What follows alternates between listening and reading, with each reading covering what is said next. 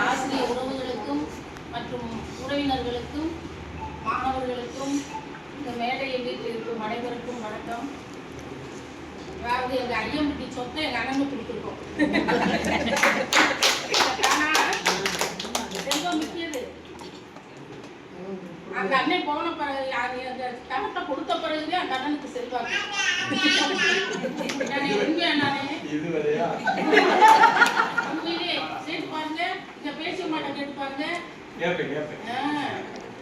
அப்படி சிரிச்ச முகத்தோட எப்படி இருப்பாப்ல. அதனாலதான் செல்வாக்கு அதிகம். எப்பவுமே தானே வந்து சேரும்.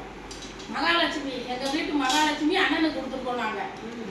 அதனால அந்த அண்ணன் என்னைக்கு செல்வாக்கோட இருப்பீங்க.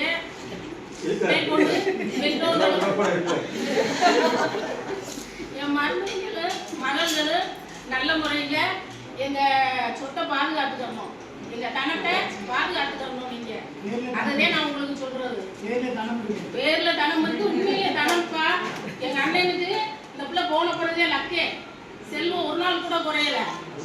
அதனால எப்பயும் சிரிச்சமே நீங்க இருப்பாப்ல. எல்லா டீச்சர்கிட்டையும் சிரிச்ச வாக்குல இருப்பாப்ல.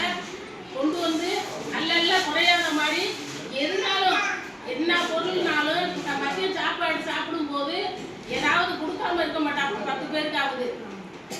அதனால அந்த குடும்பத்துக்கு நம்முடைய அனைவர் சார்பாகவும் இறைவன் நல்ல அருளை கொடுத்து இன்னும் இருக்கக்கூடிய நாட்கள்ல அவங்க நல்ல முறையில் வாழ வேணும்னு சொல்லி இறைவனை பிரார்த்தனை பண்ணி நம்முடைய உரை முடிச்சு